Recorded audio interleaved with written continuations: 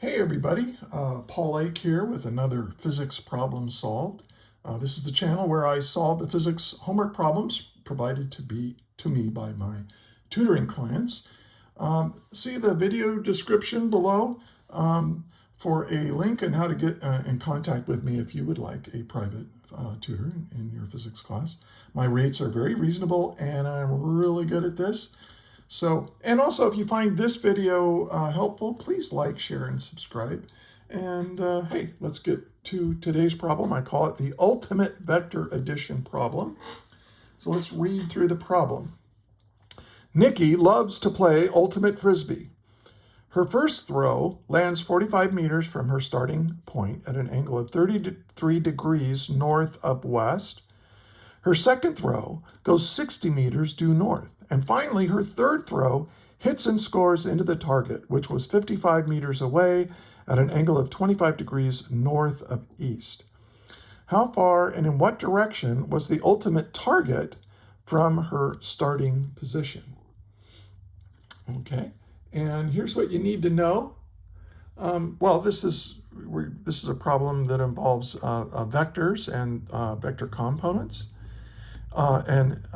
We're going to talk about vector addition. Obviously, we're going to be adding these displacement vectors together. And we're going to have to go back and forth between rectangular and polar coordinates for vectors. So hopefully these concepts are familiar to you. If they are, give this problem a shot right now. Why don't you pause the video and try to do the problem yourself? And and then unpause and compare your work to mine. That'd be a good way to go. Anyway, let's get started. Let's see what's given. And when I write down what's given in a problem, I like to draw a picture of it. Write down what's given around a picture. So here we have a coordinate system, x, y, plane. Here's the x direction, and here's the y direction. Now, our first displacement vector, it says it was 45 meters from her starting position. And we'll make the starting position the origin at an angle of 33 degrees north of west. So these directions are kind of weird, and you'll see this a lot in problems where they'll say north of west or east of south or that sort of thing. But if you draw a picture of it and you know that this is north and this is south and this is east and this is west, you can kind of figure out what they're doing. And what we want to do is we want to express these displacement vectors together in polar coordinates. So 33 degrees north of west. Well, here's west. And we want to go north of west by an angle of 33 degrees. So there's let's say this is 45, 60, 55. So I want to draw this to a scale that kind of works. And this is just a hand sketch. Now I'm going to call this the first vector. It doesn't matter what you call it. You can call it R sub 1 or whatever. I'm just going to go A, B, and C. So we're going to call this vector A. And I'm going to put it in, I'm going to immediately start writing it in polar coordinates. So it has a magnitude of 45 meters. But what is its direction? Well, it was this is 33 degrees right here, 33 degrees north of west. So you start going west and you go rotate 33 degrees north of that, because that way's north. Now, in polar coordinates, though, we always measure the angle as measured from the positive x-axis. That is this angle right here. So we know this is 180. So what is 180 degrees minus 33 degrees, right? Because we're going to take 33 degrees away. And let's say that's 147 degrees. If you write it in polar coordinates. And remember, polar coordinates, again, gives you a magnitude, how long this vector is, and what direction it's pointed in, referenced from the positive x-axis. That's how polar coordinates are kind of done in mathematics. So there we go. Now, so she throws the frisbee from here and it lands right here. And then she walks over here. And what you kind of do is you kind of make a new little XY axis right here. And then, and her second throw goes 60 meters due north. So that's pretty easy. If this is 45, this would be a little bit longer. And we go due north. So notice that my second displacement vector, if I'm going to add them to here. Oh, and I forgot to put find. What are we trying to find here? We're trying to find the resultant vector of these three displacement vectors. So I'm going to call this one B. Since I called this one A, I'll call this. So she throws it due north and it lands 60 meters away from here. From here to here is 60 meters. So I'll call that vector B. And it has 60 meters and 90 degrees, right? Because north from the positive x direction is 90 degrees. So in polar coordinates, it's 90 degrees. Now, our third vector, finally, her third throw, hits and scores into the target, which was 55 meters away. It's a little shorter than this, at an angle of 25 degrees north of east. So we want to go like this. We want to go towards the east, but we want to go 25 degrees north of that. And it's, something like this on this scale. And don't worry if your sketch is a little bit off. Mine is definitely a little bit off. But I'll call this vector C. And vector C has a given magnitude of 55 meters.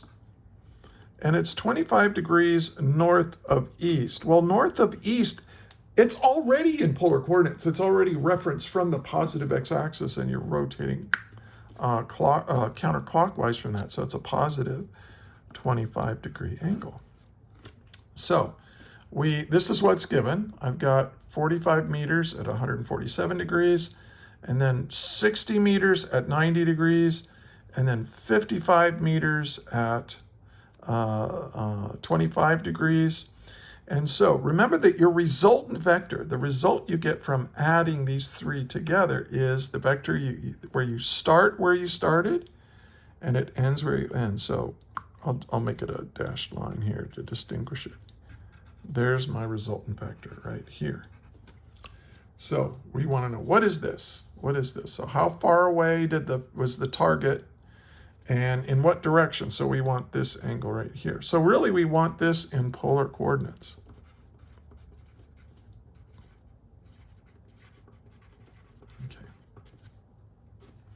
Okay, now I'm going to show you how I like to add vectors together. And I think it works really well. I think it's a nice, simple procedure, process, algorithm, whatever you want to call it. And it's a little bit tedious, but vector addition problems can be a little bit tedious. So anyway, let's solve it. Now the way I like to solve it is to add vectors together in columns. Like if you were going to add like 127 plus 421. Okay, you put it in columns, right? And then you add these things together. Right, so that's how I'm going to do this. I'm going to say that my resultant vector is the result I get when I go A, vector A, plus vector B, plus vector C. So we're just going to add them in a column, and the result I get from adding these is my resultant vector. Okay, now I'm going to write them out in polar coordinates. So vector A was given to be 45 meters at 147 degrees. And then B is 60 meters at 90 degrees. And C is 55 meters and 25 degrees. Okay, so listen to me right now. Do not add vectors when they're like this. You cannot add vectors when they're in polar coordinates. No, you can't do it. I mean, we could try. We could add all these angles and add all this, and we're going to get a completely nonsensical answer. So don't do it. Before I retired from being a physics teacher, when I was teaching my classes, I would tell them, if you add these together in polar coordinates, you will get 0 partial credit. 0. I used to grade their problem. I gave them a lot of partial credit. If they tried something, they wrote something down, I'd try to give them some points, but this is bad. So we need to convert them to rectangular coordinates. Now remember that if you have a vector, I'll just call it a in the x. A in the x is the vector a times the cosine of its angle. It's a component, right? So here's a in the x right here. So there's a component. Here's vector a. Here's the x component of vector a. And you get that by multiplying by the cosine of the angle. Now you might say, oh, what about this 33-degree angle? No, use the 147. You'll see why here in a minute. So anyway, I'm going to go 45 meters times the cosine of 147 degrees. And then to get the y component of vector a, like right here, you just multiply by the sine of the angle, because a and the y is equal to a sine theta. So that's 45 meters times the sine of 147 degrees. Okay, now I'm going to do the same thing for b. Now you don't really need to do this one because this one's so easy, but when you're first learning it, you might not see how easy it is. So, you just go ahead and do it. We'll talk about why it's easy. And then this is 55 meters times the cosine of 25 degrees, 55 meters times the sine of 25 degrees. That's how you get these are the x. And sometimes we'll use I hat. Some of you are using unit vectors, I think. So these are the I hat direction. Whenever you see this as a unit vector, I hat, I'll put little notes right here. I hat simply means in the x direction. It's a little symbol that just means in the x direction. That's all it means. It doesn't add value. It doesn't have units. It's called a unit vector because it has a magnitude of 1. So when you multiply it, it doesn't change the value of the magnitude of the vector. It just says what direction it's in. And then we have j hat, of course, is in the y direction. So this is the y direction stuff. We'll call that j hat. If you want. Some teachers don't use unit vectors, so don't worry about it. Okay, now you could just add these together now, but I'm actually gonna compute them separately. And so let's get my calculator out.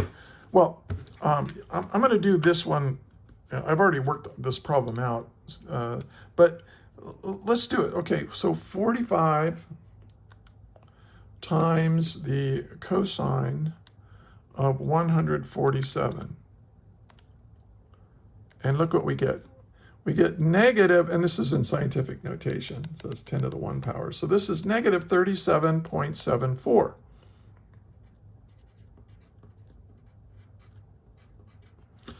meters. Okay, so what does that negative mean? Well, it means that it's to the left, right? We've moved in the negative x direction. Now, if you had used cosine of 33 degrees, you would get 37.74. Try it. So just go 45 meters times the cosine of 33 degrees, and you'll get 37.74, but you won't get the negative. So if the angle is bigger than 90 degrees, if it's between 90 and 180, or actually 90 and 270, that x component is going to be negative, because it is negative. It's to the left. All right. And then 45 meters times the sine of 147 is positive 24.51. I always carry a little bit of extra significant figures when I'm doing the calculations, and then I round off my final answer. That's just the way I do it. Now, always check these answers to make sure they make sense with your picture. If this is, 45 and this is 33 degrees, then you would expect this to be a little over half, which it is, and this is, So yeah, these answers make sense.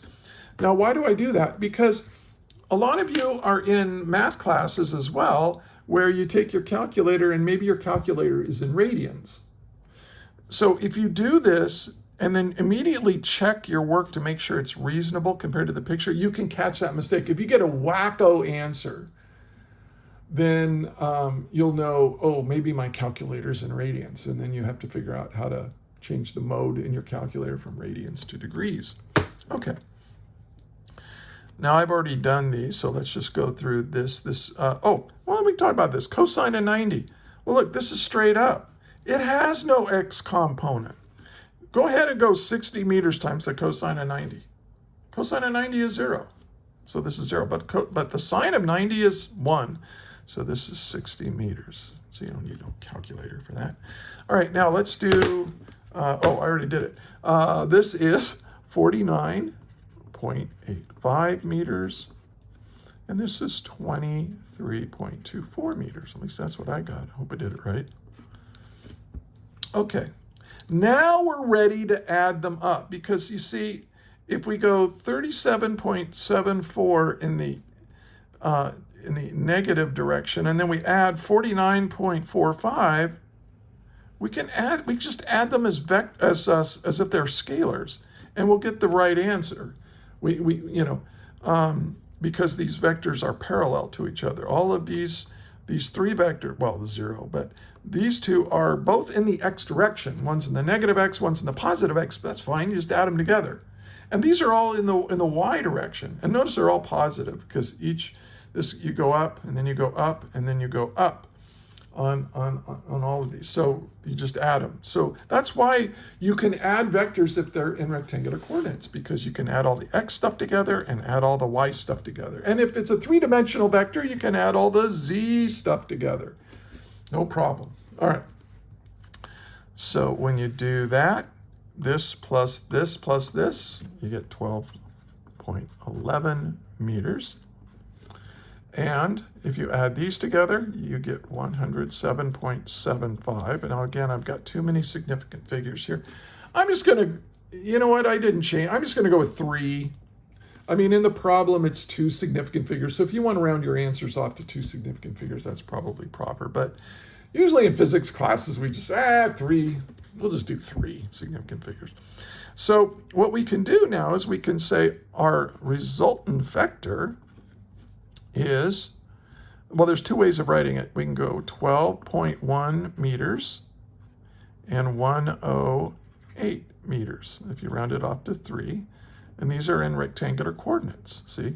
If this is in meters and this is in meters, then you know you're in rectangular coordinates, right? If this was in meters and this was in degrees, then you know this is a magnitude, and that would be a magnitude and direction. But this isn't a magnitude and direction. This is how far you go in the x direction, and this is how far you go in the y direction to find your location on the xy plane. Or you could also write it like this: 12.1 meters in the I hat direction plus 108 meters in the j hat direction. This is another way of stating the vector in rectangular coordinates. This means in the x direction, and this means in the y direction. But it's kind of implied as an ordered pair up here. So it depends on how your teacher is, what your teacher's doing. But look at this problem. We want our answer in polar coordinates. So we have to change from rectangular coordinates to polar coordinates. Well, let's do that. We know that r, the magnitude r, is equal to rx squared plus ry squared, right? Pythagorean theorem. Really what we do by doing this is we turn all of this into one right triangle where r is the hypotenuse, and then we have an x component and a y component, right? Here's the x component and the y component. So that means that x squared plus y squared equals the hypotenuse squared. So let's do that. We're going to use Pythagorean theorem. R equals the x component. And we could use 1, 1. It doesn't matter, because actually what you're going to see is, and this is going to be plus 107.75 meters. Square that. Now, when you do this and round it off, you get R is equal to 108 meters when you round it off. Well, you say, wait a minute, this is about a little less than 108, but what about the, oh, it adds just a little bit. Remember, this is a skinny little triangle. Skinny little triangle. So the difference between the y component and the hypotenuse isn't very much. Okay. Now we need the angle. Now remember that the equation for the angle, if you know the vector in rectangular coordinates, you get the angle for polar coordinates by using this formula.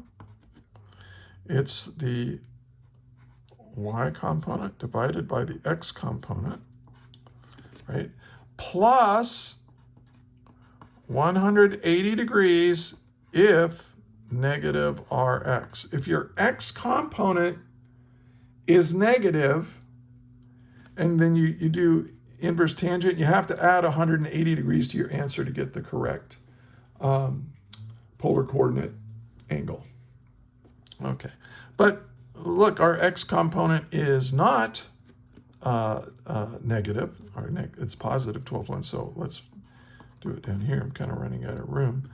Theta equals the inverse tangent of the y component over the x component. And you no need to add 180. And when you do that, you get an answer of, well, I got 83.6 degrees, 83.6 degrees, and this is my answer.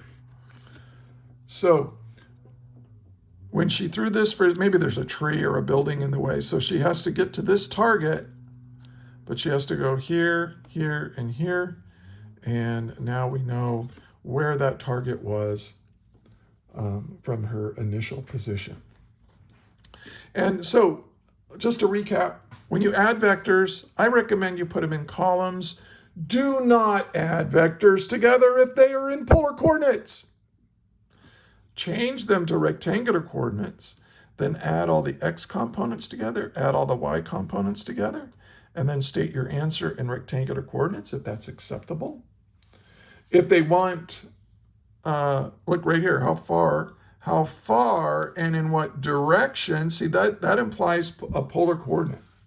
So if you need to change your answer into polar coordinates, it's easy.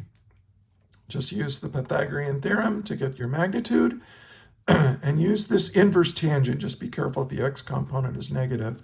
Your calculator really can't handle the second and third quadrant when you use inverse tangent. But so do that and you've got it. Okay. So again, if you found this helpful, please like, share, and if you're a physics student, subscribe. I don't have a huge channel, so if you make a comment, I'd love to respond to it and have a conversation. If you have a question, if I made a mistake, let me know. Or if you have a problem you would like me to make a video of, just type it into the comments and I'll see if I can do that. But hey, until then, thank you for listening, and may the net force be with you.